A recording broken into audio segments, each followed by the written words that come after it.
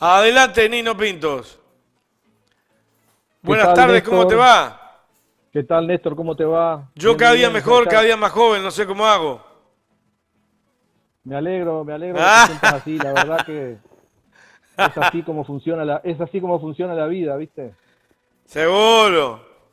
Hay que estar con mucho trabajo y mucha cosa para hacer, entonces te sentís como nuevo, como joven, no hay problema por eso. Seguro. Bueno, un poquitito menos trabajo, mal no me caería, ¿eh? No, no, impresionante. Bueno, ¿por dónde andamos, Julio? Acabo de llegar, ya estoy en casa por suerte para hacer el programa, pero andábamos recorriendo ahí el interior del departamento de Paysandú, con estas actividades de campaña que hay ahora y bueno, andábamos en esa tarea. Bien, ¿y cómo va la campaña? Ahí. Y bueno, estamos tratando de calentarla, ¿no? No está todavía, no hay un clima a nivel de la gente, hay mucha desinformación, hay que tratar de informar más, de hacer un poco de publicidad para que la gente también se entere que estamos en esta campaña interna y a la vez estamos recorriendo todo el interior del departamento, los comités de base que hay en distintas localidades. Nosotros acá en Paysandú tenemos 8 municipios. Y bueno, estamos haciendo también esa tarea, no solamente en la ciudad, sino en el interior. Hoy estuvimos en Pueblo Esperanza y Porvenir, este, dos localidades que bueno, tenemos muchos referentes ahí para visitar y para charlar un poco sobre esta elección interna y sobre la importancia de hacerla. Me imagino que en el medio de todo eso se está hablando de la LUC. Por supuesto, es un tema que está muy asociado a la campaña. Yo creo que no hay que dejarlo nunca de lado, más allá de que el Frente tenía que hacer esta elección interna para ajustar la herramienta, ¿no? Era un paso importante, no podíamos postergar más esta elección.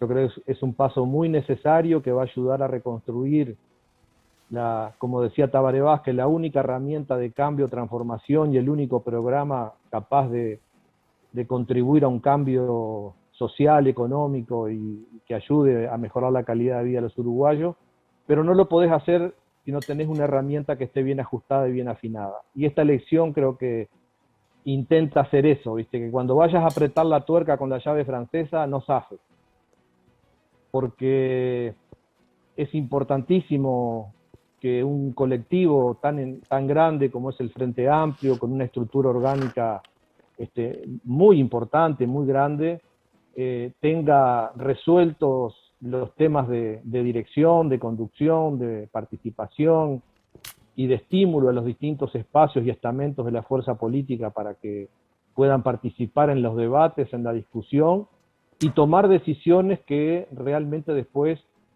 seamos un solo puño en su instrumentación y en llevarlas adelante. Y esta elección interna creo que tiene esa característica.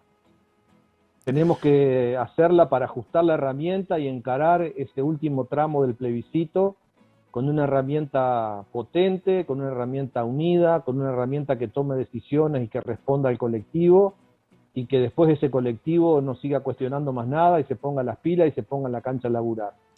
Una Así que elección bueno, vamos interna a... que además es importante por la cantidad de gente que participe. Tiene adhesión Exacto, simultánea, ¿verdad? exacto. Creo que la participación va a ser importante también, ¿no? Me parece muy acertado el criterio de que sea con adhesión simultánea, de que voten todos los que tengan 14 años cumplidos, o sea, abrir la cancha, abrir las puertas y las ventanas del Frente Amplio para que esta decisión se tome en función de los colectivos más grandes posibles.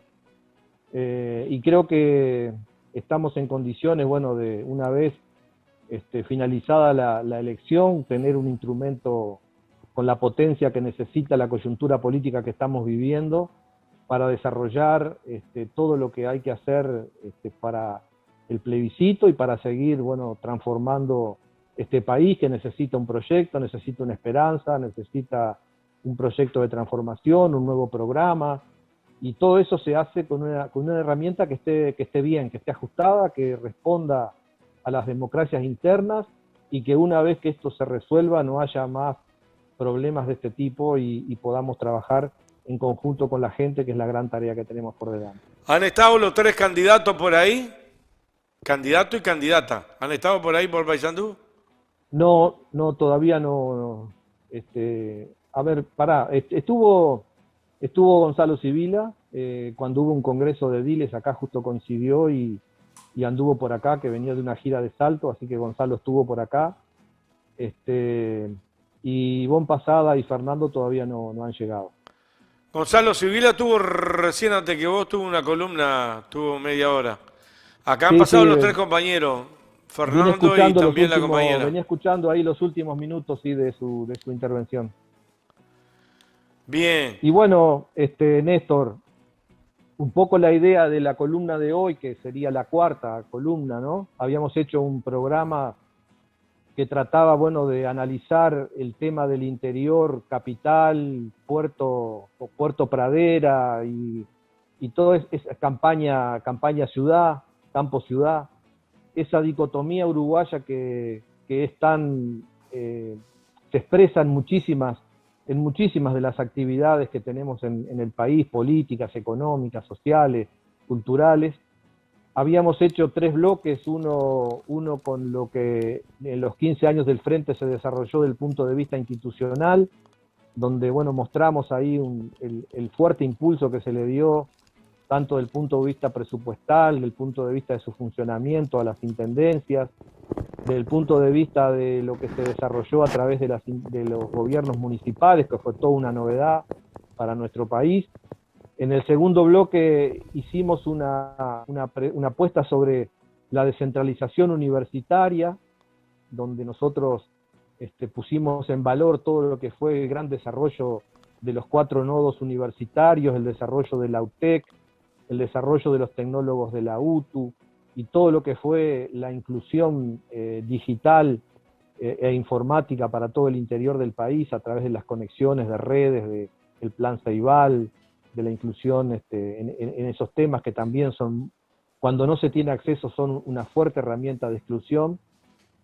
En el tercer bloque hicimos una apuesta sobre las inversiones públicas que se habían desarrollado a través de distintos ministerios en el interior, y un poco la pregunta que nos hicimos al principio era, bueno, si después de estos 15 años de gobierno se había minimizado estas desigualdades, se habían profundizado o la cosa seguía más o menos igual.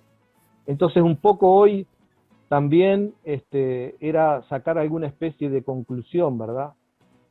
Porque de acuerdo a esos 3 primeros programas o columnas que hicimos, mi punto de vista es que desde el punto de vista de la gestión gubernativa se hizo una enorme inversión per cápita en el interior del país, que yo digo que fue prácticamente histórica. Hacía muchísimos años que no se hacían inversiones de este tipo, tanto en educación como en infraestructura, en vivienda, en energía eléctrica, en conectividad, en fortalecer las intendencias, en presupuesto. Fue enorme la inversión que se desarrolló en el interior, y yo creo que eso ayudó a achicar las brechas, ayudó a achicar las desigualdades, y que hoy el interior tiene mucho más oportunidades de las que tenía en el 2005, solamente para volver a dar un ejemplo, el tema de la salud. Recién veníamos de localidades del interior, donde justamente estábamos hablando de la falta de participación, ¿verdad? Porque la propuesta del Frente siempre lleva incluida la participación ciudadana. Estábamos viendo justamente que la participación ciudadana ha bajado mucho en el interior, y los propios vecinos nos decían que lo que pasa es que antes había muchas comisiones que funcionaban, porque había muchos problemas que resolver, que como el Estado no estaba presente, lo tenían que resolver los vecinos, y se juntaban en comisiones para resolverlo. Entonces estaba la comisión de apoyo a la comisaría, que hacía peñas, pencas y festivales, para comprarle cubiertas a las camionetas de la policía, para comprarle combustible. Estaban las comisiones de policlínicas que hacían ferias y rifas para poder ayudar a las ambulancias. Había que comprar combustible para las ambulancias, había que comprar cubierta para las ambulancias, había que comprar instrumentos para que las policlínicas tuvieran los elementos necesarios para los escasos médicos que concurrían. Había que hacer colectas para que los gurises pudieran ir a estudiar a la capital de cada uno de los departamentos. Entonces, lo que me dicen ellos es que la baja participación que hay hoy en muchas de las comunidades del interior se debe justamente a que muchos problemas quedaron resueltos y no se encontró una nueva forma de organizar a la gente para que siga participando en el desarrollo de sus comunidades. En realidad, si nosotros miramos la ley de descentralización, ahí se creó una enorme, una gran oportunidad de participación ciudadana, porque la ley de descentralización no crea alcaldías, crea consejos, y esos consejos justamente tienen la potestad dentro de cada uno de esos municipios de organizar a sus comunidades y plantearles los temas, plantearles los problemas de desarrollo, hacer talleres con la gente, hacer talleres con los vecinos. Y esa herramienta de descentralización no ha tenido desde la fuerza política la mirada para poder aprovecharla y desarrollar a partir de ese instrumento nuevas formas de participación ciudadana, ya que las clásicas, como recién veníamos diciendo, las clásicas que se unen las comisiones para resolver problemas concretos de la escuela, que hay que pintarla, que hay que conseguir determinados materiales, de la policlínica, todas esas comisiones que funcionaban en el interior, que se fueron desapareciendo, y no encontramos una nueva forma de organizar a la gente, y ahí creo que perdimos una oportunidad, porque la ley de descentralización, desde la mirada de los partidos tradicionales, se transformó en una ley que terminó potenciando el caudillismo local. La ley se está basando mucho en el alcalde como el ciudadano omnipresente que todo lo puede y todo lo resuelve, que hace favores como el de Carmelo, ¿verdad? El de las 1000 gauchadas. Y otro por Artigas. ¿Cómo? Otros por Artigas. Claro, hay muchos ejemplos, ¿verdad? De la utilización de la ley de descentralización con una mirada unipersonal, con una mirada individual, con una mirada caudillística, y nosotros como fuerza política no logramos crear en el interior organización política que sea capaz de potenciar esa ley de descentralización y que sea capaz de apoyar a los concejales que tenemos en esos municipios para plantear propuestas justamente de seguir trabajando con las comunidades, lograr los espacios de participación, que ahí es donde realmente la comunidad empieza a darse cuenta de que las cosas no caen del cielo, de que las cosas no las logra una persona, de que las cosas son decisiones de políticas públicas, y que esas políticas públicas tienen atrás decisiones, leyes y presupuestos que se adjudican en determinados niveles de gobierno y que llegan a los territorios. Y que también los vecinos se pueden seguir organizando para solicitar nuevas políticas públicas que lleguen a esos territorios con nuevos presupuestos, con nuevas leyes, con nuevos decretos. Entonces creo que la conclusión, ¿verdad?, que yo voy tirando como idea para debatir, para discutir, no es que yo diga que lo que yo estoy diciendo sea la verdad revelada de las cosas, es que no faltó inversión, faltó eso que te digo, y faltó también un mayor conocimiento de la realidad del interior por el conjunto de nuestra fuerza política. Nosotros no conocemos el interior, no conocemos a fondo las redes sociales que hay en el interior, cómo funcionan las redes de poder en el interior, en cada uno de los departamentos, no conocemos a fondo lo que es el sector rural y su diversidad. Hay lugares donde y no solamente de Montevideo, digo hasta de las propias capitales departamentales, donde uno habla del campo. Yo que soy del campo, que fui dirigente rural y que estuve 20 años en la Comisión Nacional de Fomento Rural, cuesta hacer entender que el campo no son las 4x4, que el campo no son los grandes latifundistas, que en el campo el 80% de los productores laburan, son trabajadores que muchas veces trabajan toda la vida y por mes le queda menos plata incluso que a un asalariado para trabajar. Tienen un capital, pero el rinde de ese capital incluso no es ni siquiera a veces lo que es un buen sueldo en una ciudad. Entonces hay que conocer mucho más el interior. Nosotros tenemos que hacer un esfuerzo para que nuestra fuerza política se forme en estos temas, los discuta, los analice.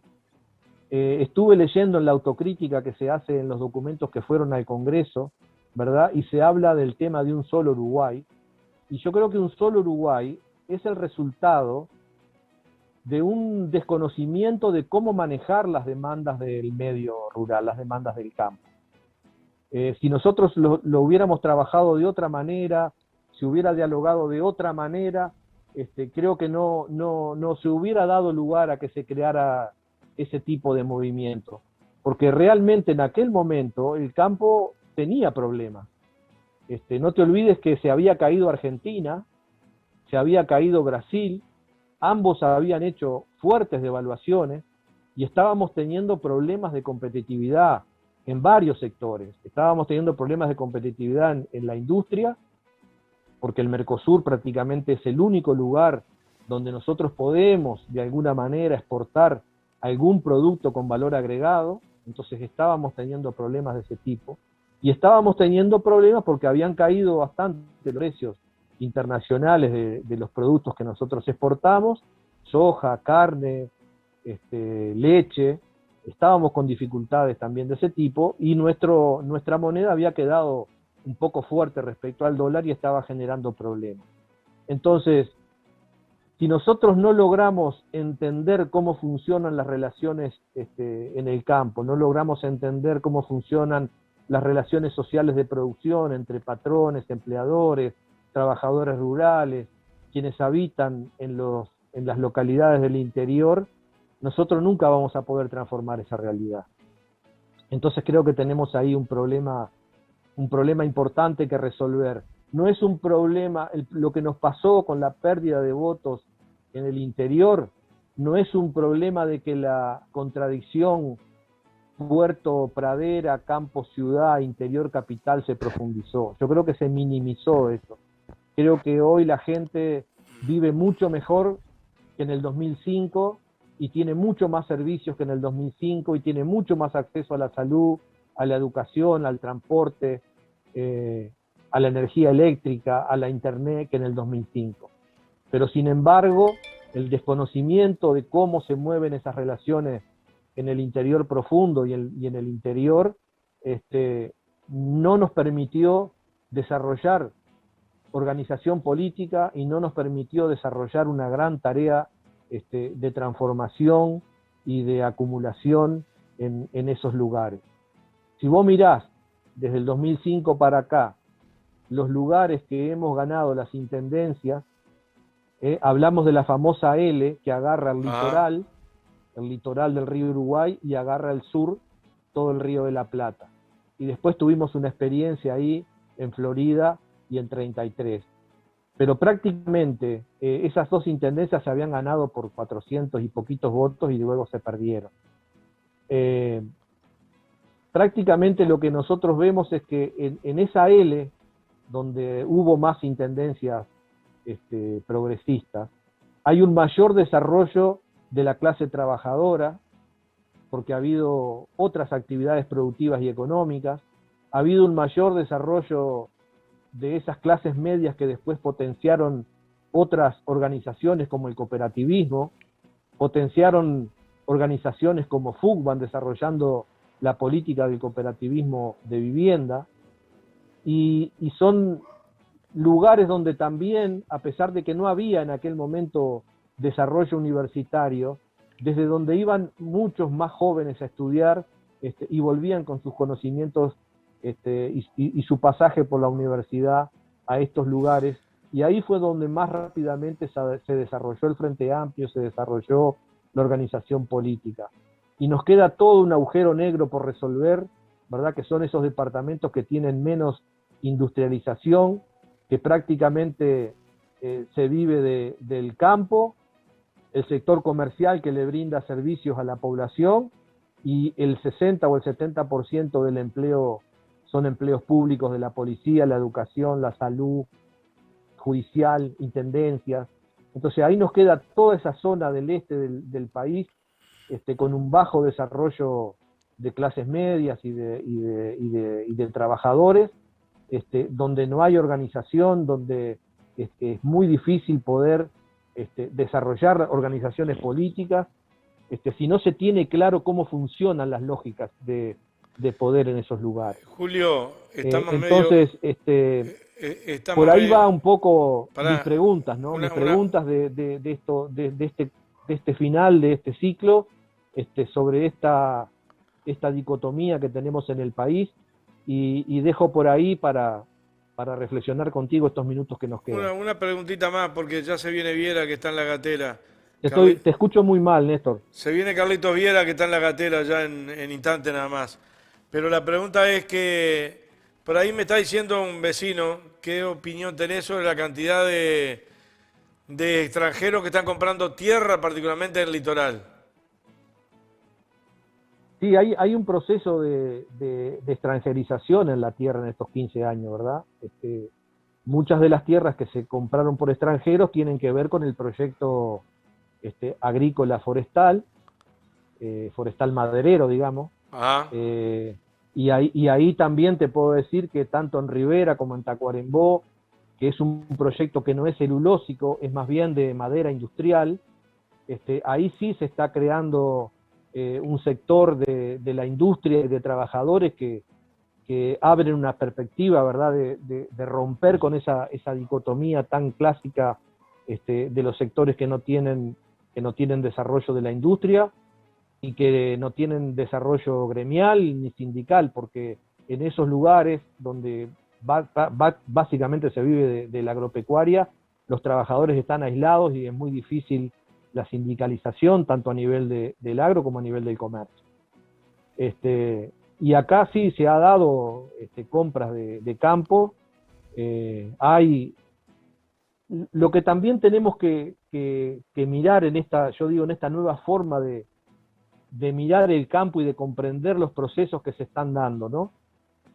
Nosotros siempre hablamos del latifundio, a principios de siglo, y que durante todo el siglo XX fueron un gran problema. Pero ¿qué es el latifundio? Es una gran extensión de tierra, pero que a la vez la producción es extensiva, es decir, no hay inversión.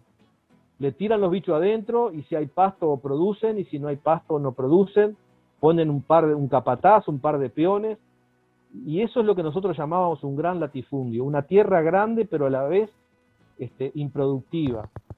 Y la característica que están teniendo estas nuevas inversiones que vienen al país extranjeras, creo que no tienen prácticamente nada que ver con esos viejos latifundios, ¿no? Si vinieran y si hacen lo mismo, lo seguiría llamando latifundio. Pero realmente hoy se están viendo inversiones, por ejemplo, grandes inversiones en lechería, grandes inversiones en feedlot, que son campos comprados por extranjeros, pero que sus campos están muy bien trabajados, con mucha inversión, con mucha generación de empleo, con mucha generación de mano de obra. Entonces creo que eso es parte de lo que yo te estaba diciendo, de cómo tenemos que hacer un esfuerzo desde nuestra organización política, de reconocer estas diferencias, de analizarlas diferentes, de pensarlas diferentes y de tomar acciones diferentes en cuanto a su tratamiento y en cuanto a las políticas públicas que desarrollamos en el sector agropecuario y en el interior. Carlitos Viera en la gatera, hasta pronto, te agradezco enormemente. ¿Y qué jornada quedan ahora para hacer? Mirá, ya tenemos a Carlitos Viera, no sé si lo llegás a ver ahí. Sí, Ya está pronto para Adiós, salir Nino. ya. qué tal, Carlitos? ¿Cómo te va? ¿Cómo te va, Nino? Qué gusto. Muy bien, muy bien. Yo también un gusto de escucharte siempre aquí en Andares, Igualmente. ayudarnos Pinto, a reflexionar y a pensar los problemas. Pinto, breve, breve, Exactamente. breve. ¿Cuál es este fin de semana? ¿Cuál es la tarea que van a hacer allí en Paysandú? Algo para adelantar, nada más, muy breve. Vos sabés que te estoy escuchando muy mal, Néstor. Sí, ya me lo dijeron también el anterior compañero. Estamos viendo a ver si hay un problema nuestro interno acá. Del micrófono acá, bien. Si tenés alguna tarea concreta para el fin de semana para poder adelantarle a los televidentes. Sí, sí, bueno, tenemos actividades de campaña, varias Me la pasás por y interno, me la pasás por y te las interno. paso por interno, te las paso Hecho. por interno. Gracias, Pinto. Te paso la agenda, abrazo. Un abrazo.